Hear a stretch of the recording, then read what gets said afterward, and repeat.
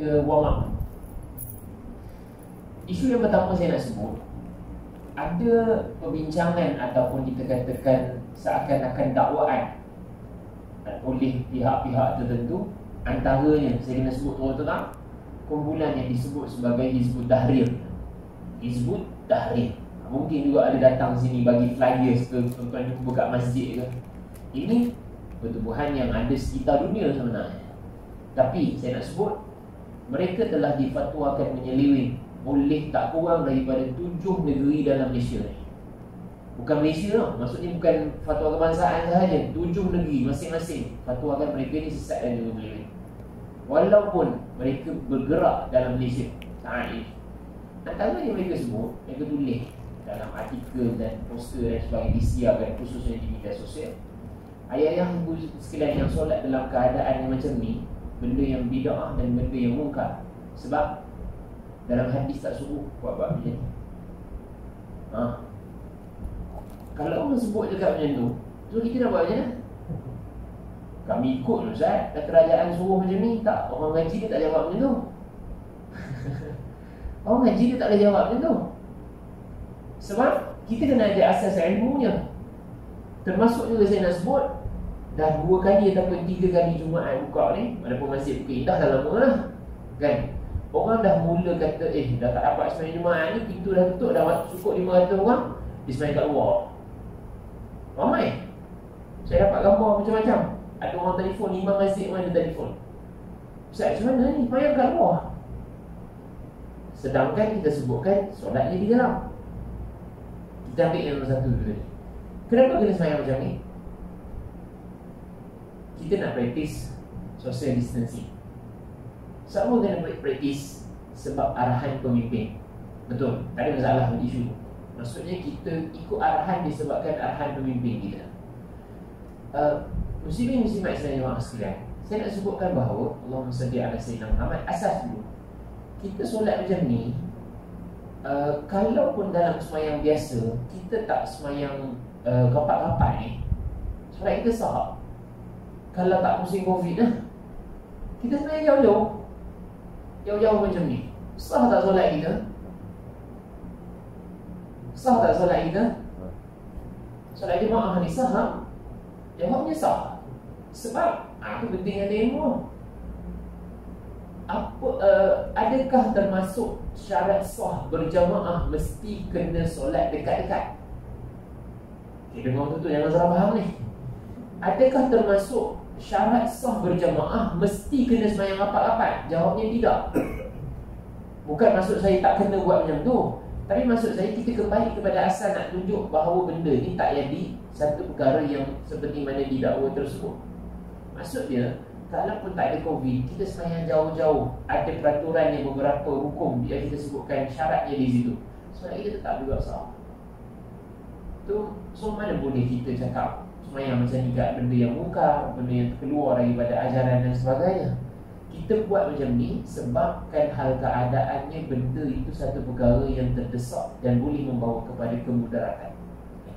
Hukum asal wajib untuk kita ikut sebab itu arahan pemimpin kita. Tak boleh kita suka-suka hati kita kena duduk dalam keadaan jauh macam ni. Kita tak digalakkan untuk bersalaman, kita digalakkan untuk rekodkan pendaftaran dan sebagainya. Sebenarnya walaupun nampak benda tu macam remeh, benda itu arahan daripada pemimpin. Atiullah wa atiur rasul wa ulil amri minkum. Taat kepada pemimpin, hukum ni wajib, selagi mana tidak bercanggah dengan syarak. Orang yang tak buat perkara tersebut sebenarnya dia berdosa, boleh dihukumkan berdosa. Sebab wajib untuk taat pemimpin selagi mana tidak melanggar asas hukum.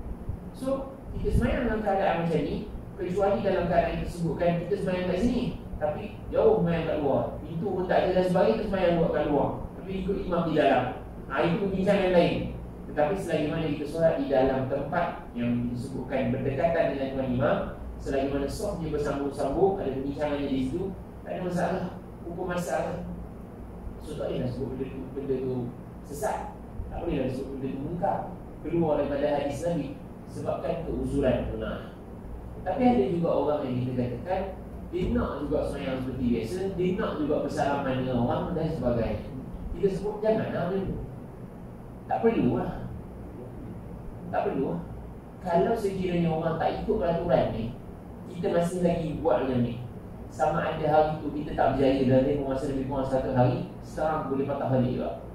Itu yang berlaku kat luar sana. Ada sebahagiannya langgar peraturan yang sepatutnya. Kecuali kita sebutkan di sana memang ada keuzuran tertentu. Ada tak orang yang kena tangkap? Tetap ada sebenarnya. Ada. Sebab masih langgar peraturan tersebut. Saya nak sebut isu berkenaan dengan ketaatan kepada pemimpin dan isu berkenaan dengan hukum kita solat dalam keadaan begini. Sebab bukan sahaja kita ikut, termasuk juga solat kat luar. Saya nak tarik perhatian semua. Hukum untuk orang lelaki pada saat ini berusaha untuk mendapatkan 500 ataupun 1000 tempat untuk disolat Jumaat, hukum dia wajib. Hukum dia wajib. Jumaat ni satu isu. Hukum untuk kita mendapatkan tempat untuk solat Jumaat tu, sebenarnya hukum dia wajib. Ada orang bagi alasan, Ustaz dah datang lambat, tak cukup 500, surau masjid dah tutup. Kena semak balik masjid kita yang di tempat yang kita, Korea kita khususnya, kecuali orang yang kerja di wilayah, setahu saya tak ada masalah lah. Okay. Di Selangor, contoh, kalau masjid saya, masjid Pindahan, Allahumma salli ala Sayyidina Muhammad, hari Isnin buka pendaftaran. Isnin pagi, pukul 10 pagi buka pendaftaran. 450 orang secara dalam talian. 50 lagi warga emas tulis. Kalau kita bagi alasan 500 yang boleh Ustaz, saya tak payah lah, bagi orang lain, hukum orang tu dia berdosa. Sebab apa sahaja jalan untuk dia menyelesaikan kewajipan Jumaat dia di saat telah dibenarkan untuk Jumaat pada saat ini, hukum dia wajib untuk dia usaha. Kecuali dia dah isi, tunggu beberapa hari, nama memang tak masuk sebab dah lambat, dah memang penuh dan sebagainya. Tapi dia dah berusaha, maka terangkat hukum tersebut, dia benar untuk tak payah main Jumaat. Tak boleh kita berlazat-lazatan sejak dah 14 kali, 15 kali, 16 kali Jumaat dah tak ada, ni 500 Ustaz, saya tak termasuk bagi orang yang diwajibkan Jumaat. Tidak. Sebab apa sahaja usaha untuk kita mewajibkan, untuk mendapatkan tempat Jumaat kita, Ustaz saya warga emas, saya orang yang berisiko, tak, dah keluar arahan orang warga emas pun boleh datang masjid semayang. Kementerian Kesihatan sendiri buat keputusan begitu. So boleh tak kita berlazat-lazatan tak payah main Jumaat? Tak boleh. Ramai orang buat macam ni, kan? Kalau kita sebutkan ada di kalangan kita yang masih lagi bagi alasan begitu, saya nak pesan, segera untuk dapatkan tempat Jumaat kita. Kecuali kita memang ada keuzuran yang dibenarkan seperti mana yang sebelum ni. Minggu lepas saya solat kat masjid saya, minggu sebelum itu memang penuh sampai ke hujung. Minggu lepas 3 saf kat belakang tu kosong. Tak cukup 500 bang. Mana pergi orang? Ustaz semua semayang kat wilayah, mustahil. Minggu sebelum itu sampai kena ada polis kawal kat situ sebab orang marah, tak dapat masuk dan sebagainya. Tapi masih dah buat peraturan, pendaftaran ada dan sebagainya. So orang kita, kalau sekiranya kita sebutkan orang lelaki, maksud saya, kita sengaja untuk mencari alasan untuk tidak Jumaat, hukum itu dosa. Ini kena fahamnya. Ada juga yang bagi alasan tak dapat masuk, dia pun tak nak daftar, susah, malas dan sebagainya. Orang sebut begitu, saya sebut apa yang maklumat dapat kepada saya. Datang lambat, duduk kat luar, semayang kat luar, ikut imam kat dalam. Solat kat luar tu hukum dia tidak sah serta-merta. Mana boleh? Sebab ada peraturan untuk jarak kita dengan imam kita, ikutan kita dengan tuan imam kita. Itu pun kena ada ilmu. Main masjid wilayah, masjid Selangor, ada masjid juga berdekatan kita, imam telefon saya, Ustaz tadi ramai orang semayang kat luar, mereka sebut sebab keuzuran tak dapat masuk dari 500 orang sekian-sekian. Saya kata mana boleh. Kalau pun tak ada musim Covid, tak sah semayang kat luar tu, kecuali saf itu bersama-sama melimpah hingga keluar. Itu yang menghubungkan kita kepada tuan imam di dalam. Ini yang saya kena tahu tentang perkara ini. So saya nak pesan pada tuan-tuan sekalian, Isnin ni apapun keadaan, masjid tuan-tuan Korea yang mana usaha untuk dapat Jumaat, wajib untuk usaha Jumaat. Kita tak semayang Jumaat ni, usaha. Okey. Walaupun ada beberapa perkara juga saya dah sebut berkenaan dengan COVID ni, itu adalah yang penting dan yang terakhir. So kita nak bincang sikit. Saya nak sebut, kalau kita termasuk orang yang tidak diwajibkan Jumaat, ada keuzuran macam sebelum ni 14, 15, 16 hari, kita nak sembahyang subuh ni bila? Kita tak payah sembahyang subuh. Kita nak sembahyang subuh bila? Ayah sebenarnya sembahyang subuh bila tu?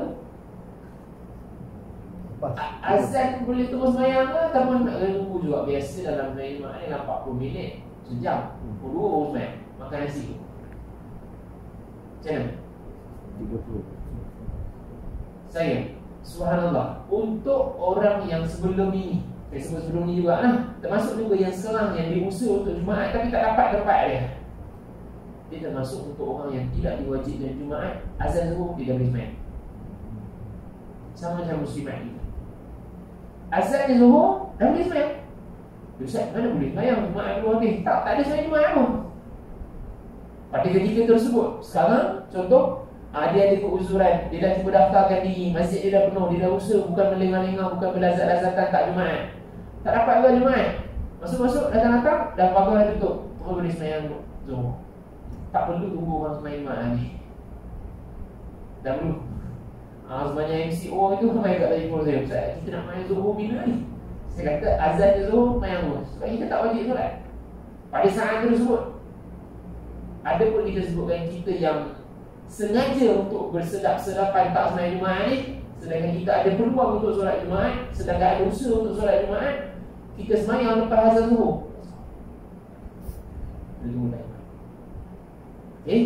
Itu beberapa isu yang saya kira penting untuk kita ulang kaji ni. Walaupun sebenarnya ada banyak lagi kan, ada perbincangan yang itu panjang, perbincangan berkenaan dengan isu hadis wabak ni, itu juga ada perbincangan termasuk ada kaitan dengan haji, termasuk juga ada perbincangan berkenaan dengan isu masa kita MCO itu nikah online, nikah secara online ni dan sebagainya. Kecoh lah, subhanallah.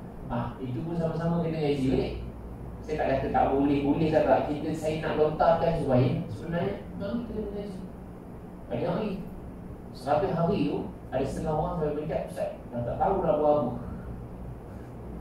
Muhara rasanya duduk dalam rumah dan sekian-sekian.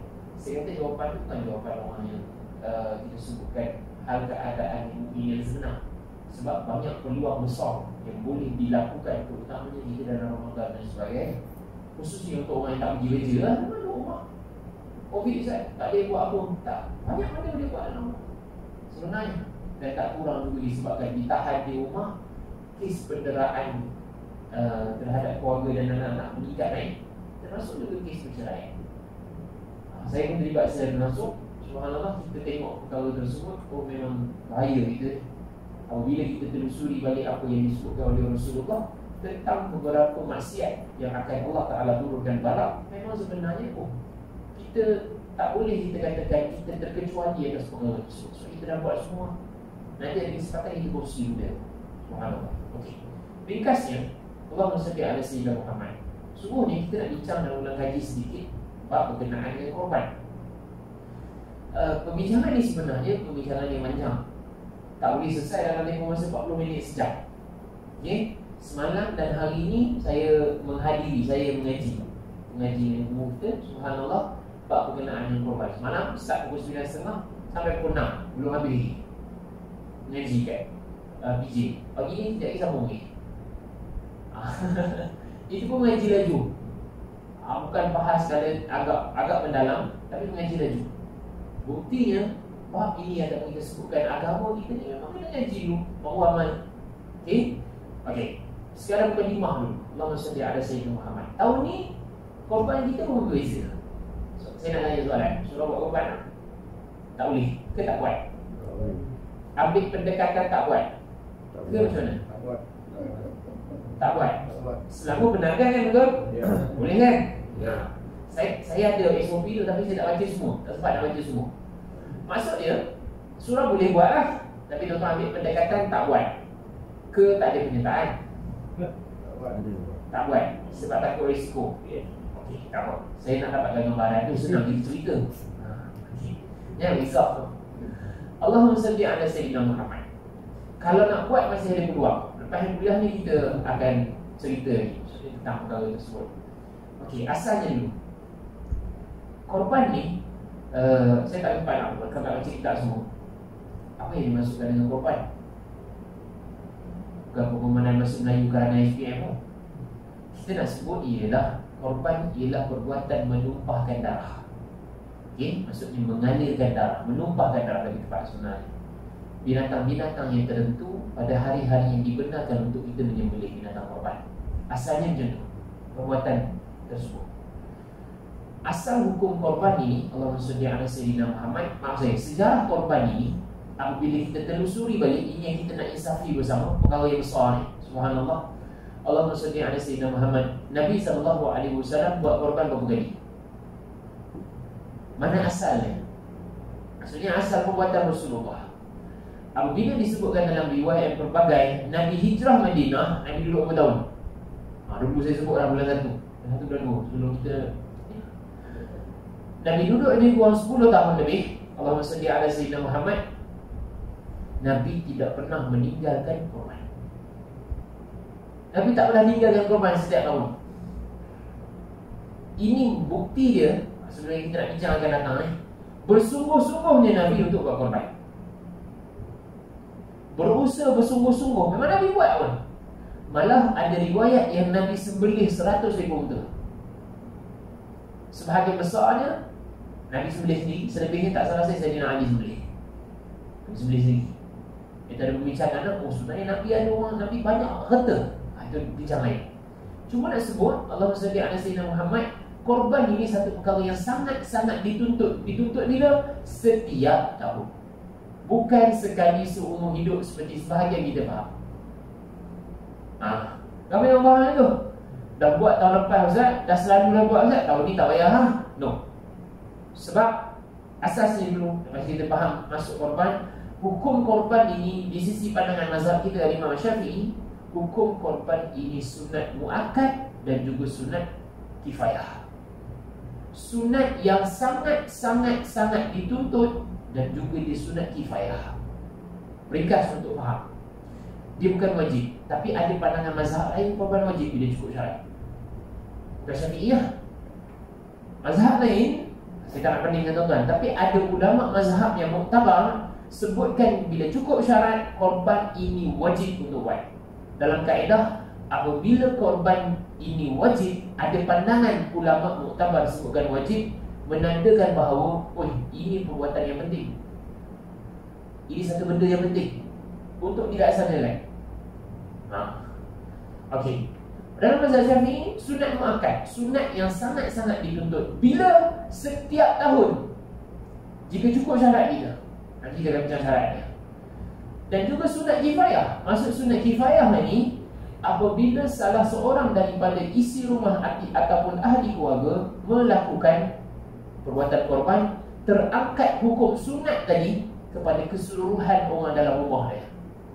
Bahasa mudah, ayah buat, terangkat hukum sunat tadi atas isteri dan juga anak-anak dia satu rumah.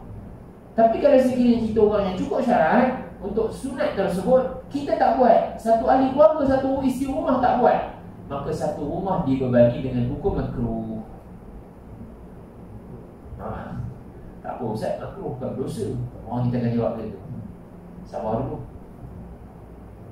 Makruh ialah perbuatan ataupun kita sebutkan benda yang syarak tak suka, yang Allah Ta'ala tak suka benda. Dia tak berdosa, tapi membuktikan bahawa kita ini bersungguh-sungguhnya dalam ibadat. Ni kita nak muhasabah. Okay? Dan asal yang saya sebut dulu, di kalangan masyarakat kita, korban ni dia jadi adat. Kenapa saya sebut adat? Sebab tadi ramai orang buat kat Surau tu 10 ekor Ustaz. Masjid 20 ekor dah Ustaz. Setiap tahun buat benda macam tu. Kita pun tempat orang kaya, daging pun susah nak dapat. Beli lah pasal apa korban. Orang akan jawab lagi. Kita nak tegaskan bahawa korban ini bukan kita yang kita sebutkan hal keadaannya berhajat kepada daging, tapi kita berhajat kepada fadilat dan juga pengibadatan atas pengorbanan yang kita buat.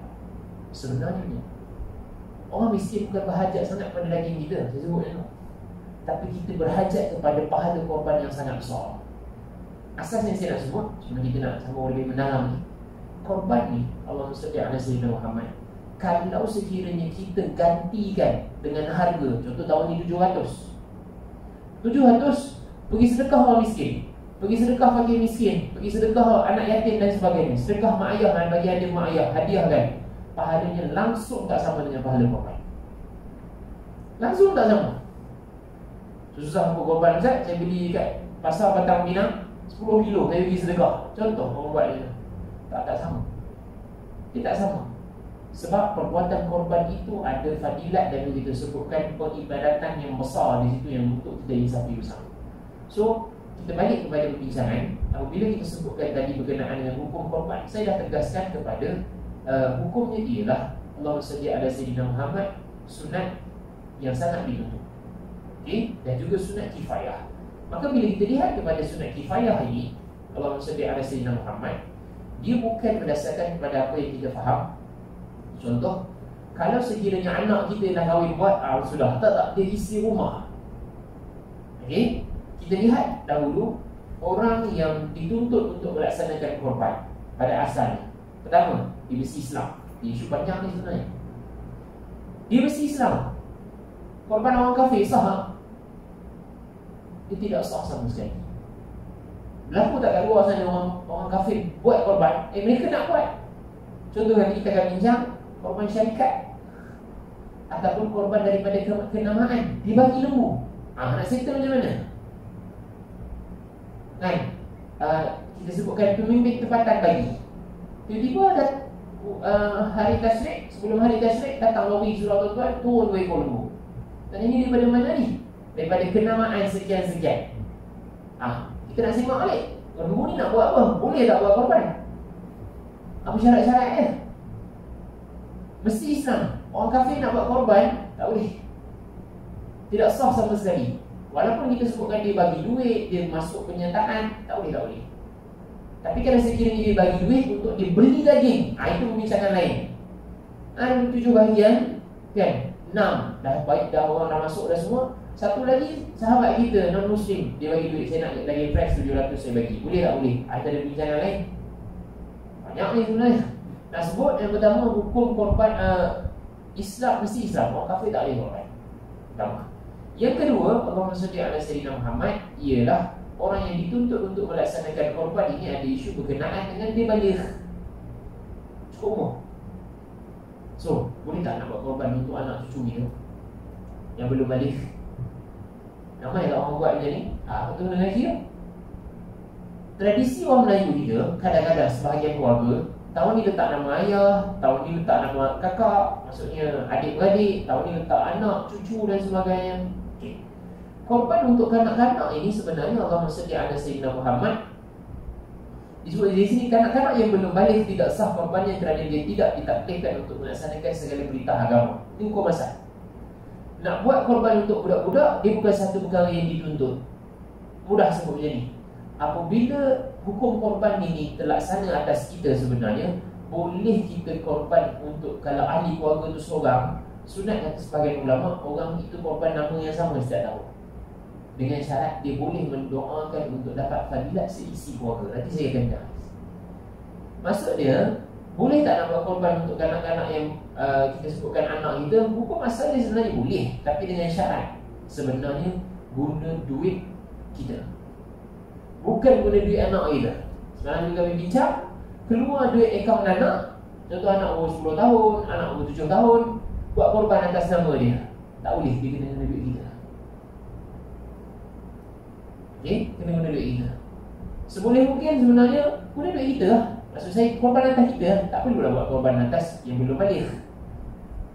Okay, itu asalnya.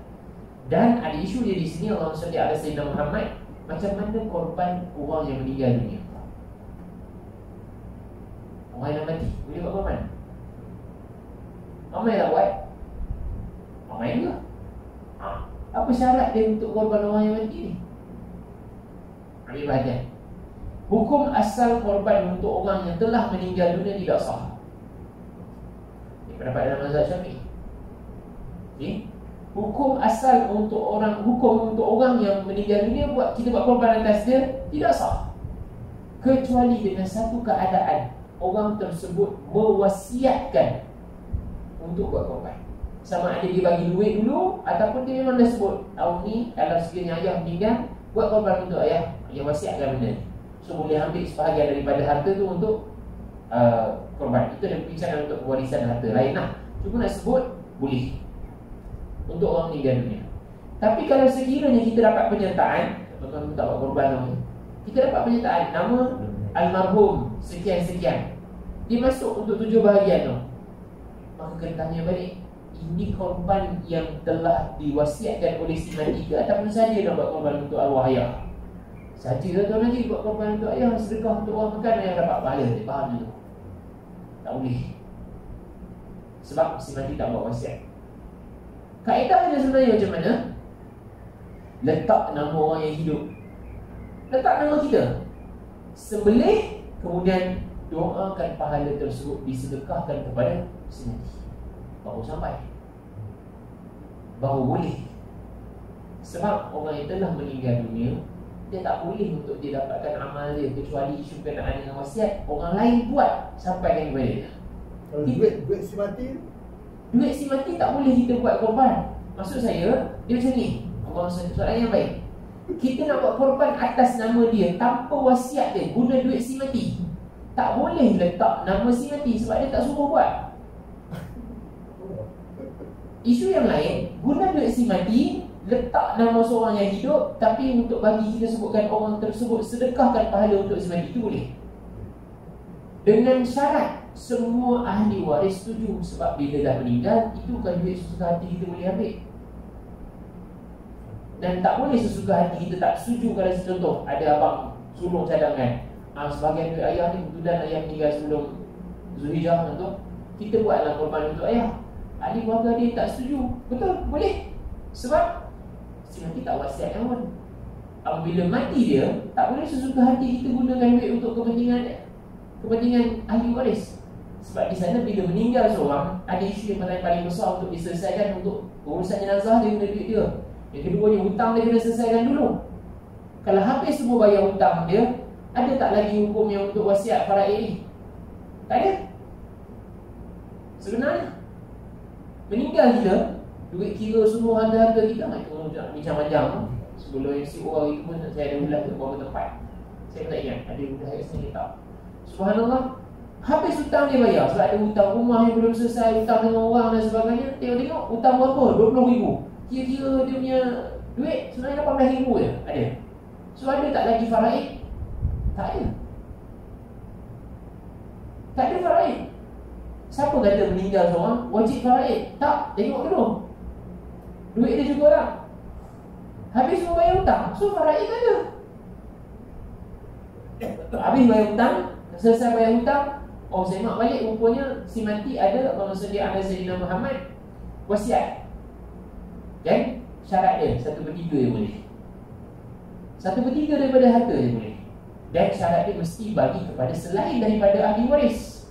Dia nak buat korban, dia nak sedekah kepada surau, dia nak wakaf pada mahat tafiz, pada anak angkat dia. Tapi kalau Ustaz, saya wasiatkan harta saya pada anak sulung saya, tidak sah sama sekali. Sebab wasiat tak boleh diberikan kepada ahli waris. Salah cerita Piramli tu. Hukum ni, wasiat tidak dibenarkan, tidak sah bagi kepada ahli waris, kecuali semua ahli waris bersetuju. Semua ahli waris yang mendapat faraid bersetuju atas wasiat tersebut. Macam mana? Sebab apa tak dapat? Sebab ahli waris ada faraid. Sahabat Nabi ada nak bagi anak dia semua kata, Nabi tak izin. Nabi benarkan hanya 1/3 sahaja. Dan hal keadaan 1/3 tersebut ada perbincangan, boleh bagi pada siapa. Lain isu, nak wasiat pada siapa, nak bagi harta pada siapa. Ustaz, saya mati, saya nak bagi pada anak angkat saya kan? Tak, anak angkat kita sebutkan dia hanya boleh terima hibah dan faraid, wasiat, dia tak boleh terima harta pusaka. Dia hukum. Balik pada isu tadi, oh dia wasiatkan sedikit harta dia untuk buat korban. Dia buat korban, boleh. Tapi kita yang dapat sepatutnya faraid ni, kita buat korban untuk ayah. Tak, kalau ahli waris tak setuju, tak sah. Ni kena hati-hati Ramai orang kita salah faham tentang perkara ni. Sebelum daripada faraid juga ada lagi satu tapisan, iaitu harta sepencarian. Dia bukan meninggal orang terus faraid. Harta sepencarian, siapa boleh tuntut harta sepencarian? Isteri kita ataupun kita kalau isteri kita meninggal. Habis dah bayar hutang, habis dah urus pusaka, habis bayar hutang, habis dah urus wasiat dan sebagainya. Sebelum wasiat sebenarnya ada lagi satu, itu harta sepencarian. Isteri tuntut harta sepencarian. Dalam tempoh masa perkahwinan, apa yang dibeli, apa yang usaha yang telah bersama. Contohnya kira-kira berapa tahun kahwin? 25 tahun. Isteri bayar duit pendahuluan rumah, isteri bayar bil, isteri uruskan sekian-sekian. Kita mati, isteri tuntut harta sepencarian tu tempoh masa 25 tahun tu, lama-lama. Kira-kira dapat jumlah sekian-sekian. Habis semua. Ada tak lagi anak dapat faraid, anak lelaki kata dapat setengah? Tak ada. Sebab faraid tapisan yang terakhir kalau cukup syarat. Bab korban bagi cukup faraid. Nak sebut Allah salli ala Sayyidina Muhammad, orang yang mati tak sah kita buat korban atas nama dia kecuali dengan dia wasiat. So orang yang menguruskan korban mesti tak ada kena ilmu. Kena ilmu, tak ada ikut budaya. Ustaz, kami dah buat korban sebelum Ustaz lahir je. Orang jawab itu. Tak peduli siapa lahir dulu, yang penting kena ada ilmu. Ustaz, dah budaya kami buat macam ni. Tak, budaya tu salah. Kalau salah, kena betul lah. Tak bolehlah kita faham atas orang dah biasa dah buat macam ni. Tak, kita kena tukar. Kalau dah salah memang kena tukar. So orang yang telah meninggal dunia tidak sah buat korban atas dia. Ada tak solusi ulama bagi? Ada. Isu dia ialah tetap nama kita, sembelih, niat pahala atas arwah. Sampai. Okay? Nanti tuan buat korban, maka kena ambil perhatian benda. Berikutnya Allah salli ala Sayyidina Muhammad, korban mesti orang itu berakal. Dan juga faham di sini korban mesti dengan izin orang. Kenapa saya tambah kat situ? Okay, sebab kita ngaji laju. Ada setengah orang, Ustaz, saya buat korban untuk siapa? Untuk isteri saya. Letak nama isteri, saya bayar. Suami isteri. Tuan-tuan, korban mesti dengan izin penama. Sama dalam bab zakat hari tu. Zakat fitrah hari tu. Boleh tak kita bayar zakat fitrah untuk adik-beradik kita? Ustaz, saya bayar untuk adik-beradik saya. Duduk mana? Duduk kat bagi. Dia orang susah. Saya bayar dah zakat fitrah untuk dia. Datang ziarah, boleh tak cross sendiri kan? Bawa tiket resit zakat. Anak, abang dah bayar zakat untuk kamu satu gol. Contoh, buat surprise ni. Tidak sah zakat. Sebab mesti dengan izin. Ini bukan sedekah, boleh niat pahala untuk dia. Mesti dengan izin. Korban pun sama, mesti dengan izin penama tu. Ini ibadat kena ikut garis panduan, kena ikut hukum. Bukan profit saja ikut SOP. Ni SOP dia. Tak boleh kita sesuka hati. Contoh, kes lembu kerajaan hantar. Contoh, itu panjang ni, itu nanti bulan mana? Walaupun dah habis korban, kita ngaji yang jangan sempat. Tak pernah jadi pukul 5 kalau ada kosong masa. Subhanallah, datang lembu. Kita buat keputusan, okey, saya terus jawab bincangan tu.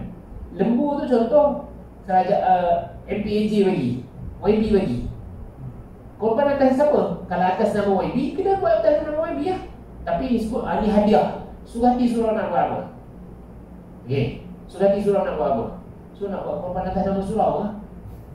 Boleh. Tak sah sama sekali. Macam setengah tempat buat kumpul ramai-ramai, maaf saya lah sebut institusi ke bank ke apa, pertumbuhan apa-apa ke, dia punya staff bagi duit, seorang 50, seorang 30, oh dapat 3 ekor sebagai contoh. Kita kongsi-kongsi duit tu, kongsi tu satu isu. Kita nak sembelih atas nama apa? Atas nama koperasi, atas nama bank. Tak boleh. Sebab ni ibadat, kena ada hukum dia, kena ada penama di situ. Okey, isu dia lori sampai hadiah contoh. Bukan atas nama sultan.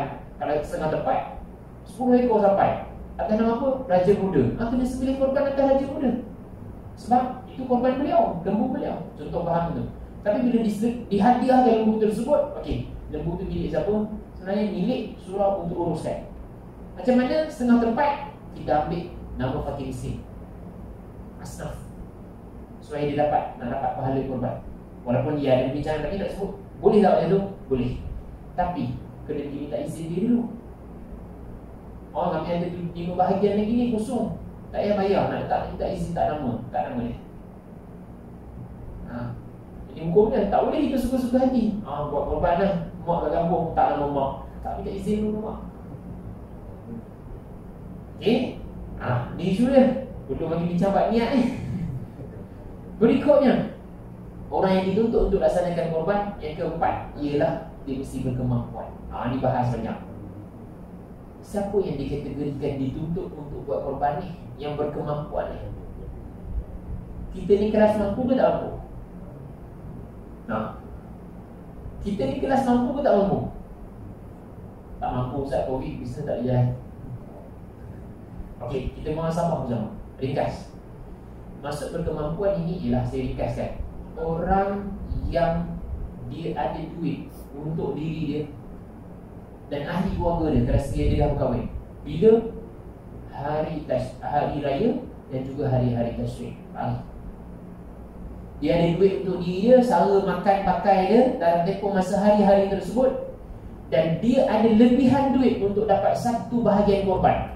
Orang tersebut dituntut untuk laksanakan korban untuk tahun itu. Dia ada diri dia, duit, makan pakai dia untuk hari raya, bukan seram lah, untuk hari raya dan hari-hari tasyrik tersebut, cukup makan pakai, dan ada lebihan duit untuk buat dapat satu bahagian korban di tempat tersebut. Maksudnya harga pasaran pada hari itu, pada tahun itu, dia tak buat korban, orang tersebut dihukumkan dengan hukum makruh. Maksud dalam erti kata lain, kalau sekiranya tetap kita tak buat, rugi besar. Sebab kita mengelak diri untuk mendapatkan satu fadilat yang cukup besar yang kita akan bincang nanti, fadilat korban.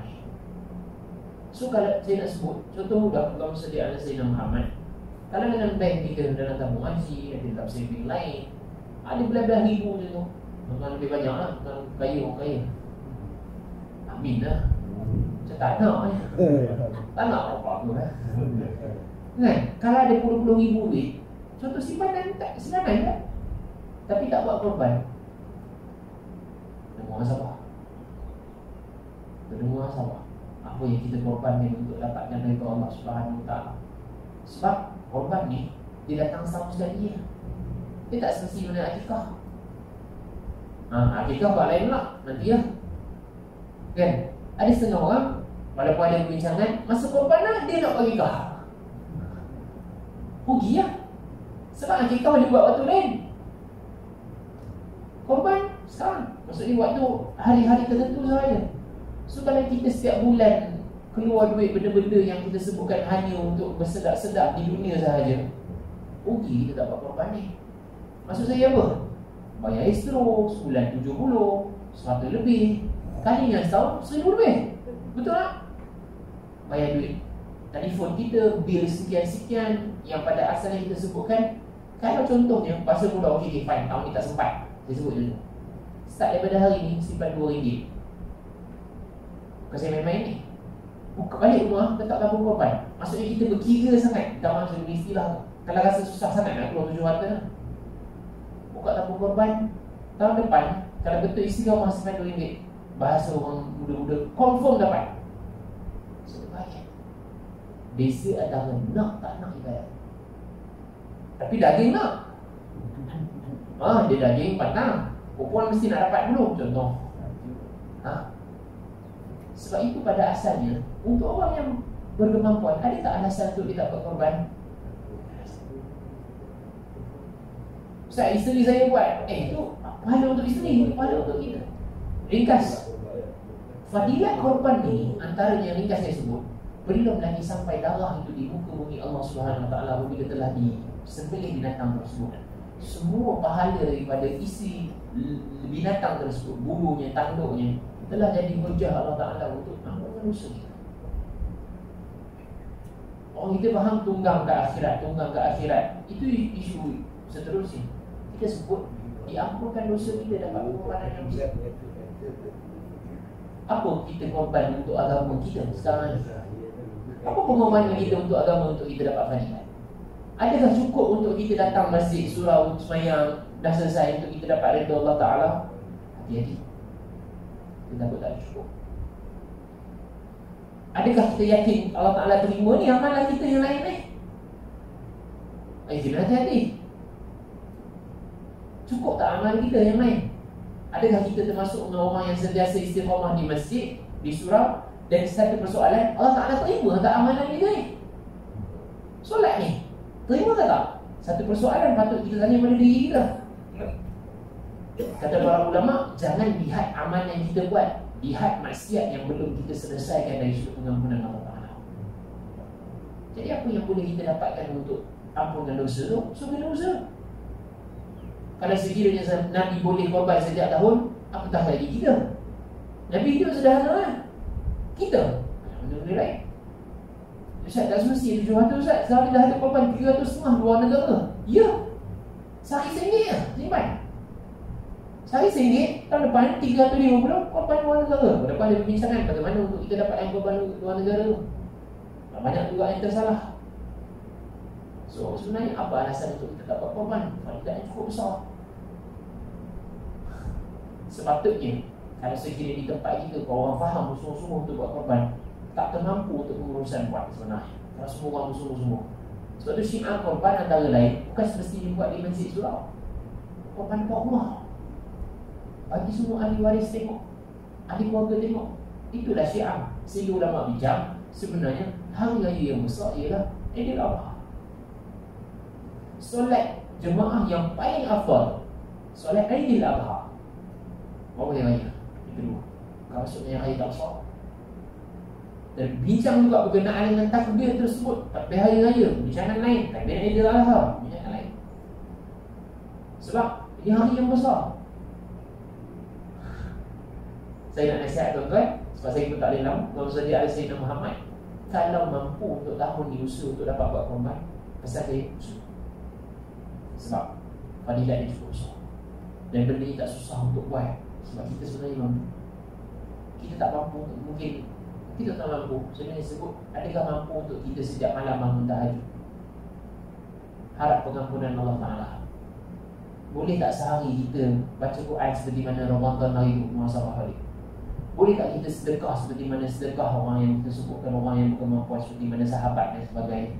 Tak mampu. So, kalau kita tak mampu buat tu, ini antaranya peluang untuk dapatkan fadilat yang sangat besar. Sangat besar. Untuk orang yang dah biasa buat pula setiap tahun, dia kena usaha lebih lagi. Kalau sekiranya dia berkemampuan, kalau boleh untuk dia sembelih seekor kambing, lebih utama. Di azam lagi, satu hari nanti saya akan korban Ustaz. Korban macam mana? Saya nak korban seekor lembu. Dan saya nak ambil fadilat. Contoh macam mana? Ambil sedikit selebihnya. Saya nak bagi semua orang miskin. Itu antara darjat yang lagi besar. Nanti kita akan bincang dalam bab agihan. So kita balik pada kita ni adakah orang yang berkemampuan? So sebenarnya saya lontarkan persoalan tu pada diri masing-masing.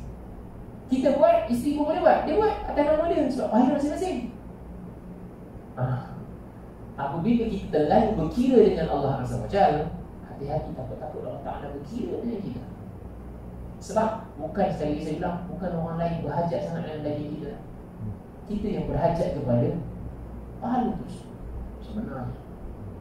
Okay, ringkas. Kalau masa dia Sayyidina Muhammad, saya nak sebut sikit isu sebelum kita, walaupun ada bincang yang lain.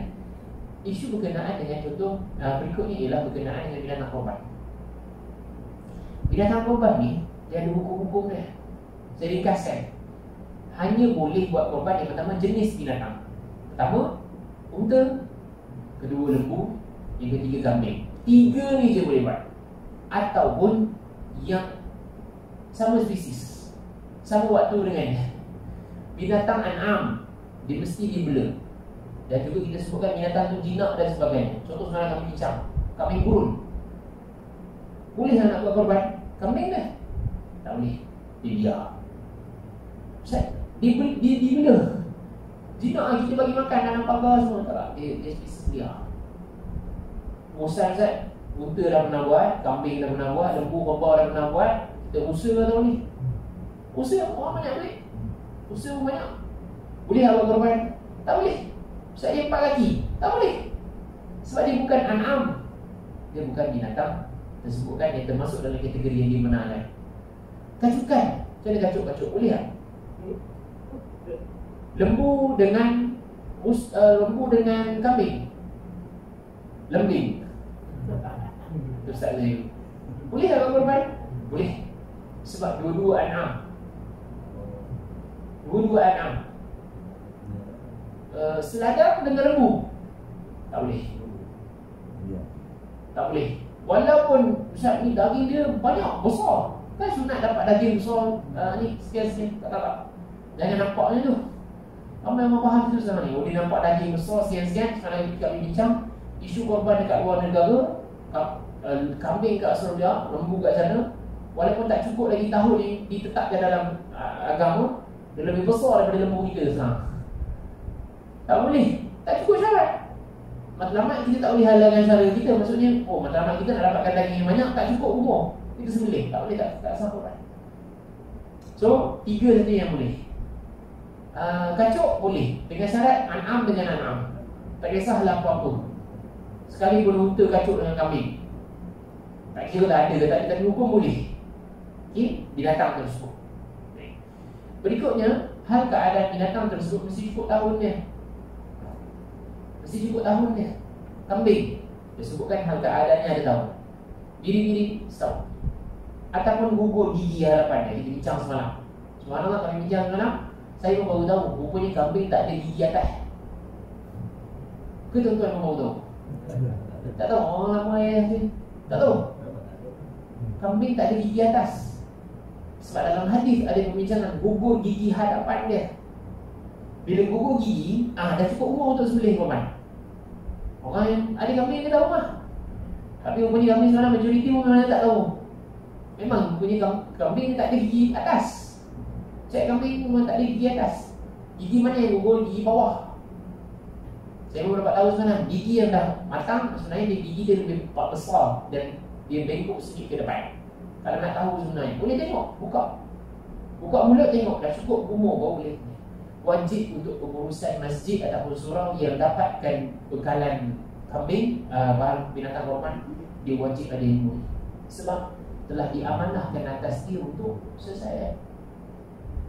Tak boleh sesuka hati pergi je ladang, tanya je sekian-sekian, mana ni boleh buat korban, ni tengok besar, ni tengok elok, ni tengok sihat, ambil buat ladang. Tak boleh. Dan cukup umur dia. Okay, sekarang Ustaz saya ikut dulu, pergi ladang, tagging lembu yang kita dah pastikan. Pastikan lembu yang sama juga sampai. Sebab dah banyak-banyak, esok kita tak tahu lembu mana yang sampai. Tak cukup syarat, maka tidak sah siapa bertanggungjawab pengurusan surau. Walaupun kita dah buat korban 50 tahun. Kan? Sampai-sampai tiba-tiba lembu mati. Dia dah bincang lain. Isu juga. Termasuk juga yang terakhir, kalau saya buka soalan, bila nak niat korban?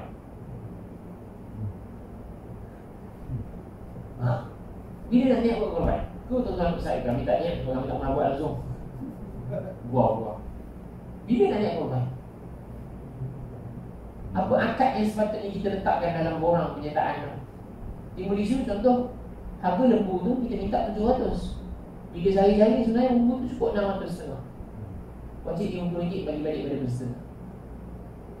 Wajib. Sebab kita beli atas untuk dapatkan bahagian lembu saja. Kecuali kita ada kos pengurusan. Wajib surau dan juga masjid yang mengurus tetap situ. Harga lembu contoh 700. Kalau sekiranya kurang daripada tu, dikembalikan. Tapi RM50 kos pengurusan surau. Sebab ada ahli jemaah yang pergi survey, ada minyak dia sekian-sekian, ada benda nak diuruskan, kena letak kat situ. Sebab ada angkat dia. Tak boleh suka-suka hati kita sebenarnya. Banyak benda nak tengok. Ni ibadat. Tak boleh kita buat sesuka hati kita. Ni ibadat. Sebab lagi isu berkenaan dengan kita niat tu, Allahumma salli ala Sayyidina Muhammad, kita niat mewakilkan kepada pengurusan surau untuk mengurus dan menghasilkan korban bagi kita. Okay? Nanti kita akan bincang panjang kenaan untuk yang akan datang. Sebab itu pun tak boleh lama. Allahumma salli ala Sayyidina Muhammad. Saya buka soalan. Tak ada. Kalau tak ada, kita boleh berhenti. Kedai asal tak boleh. Macam mana? Kedai. Kedai memang tak boleh makan pun. Memang tak boleh makan. Dia tak boleh makan. Itu orang tak korban kedai. Tak boleh.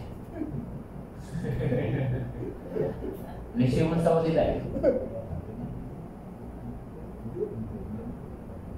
Betul.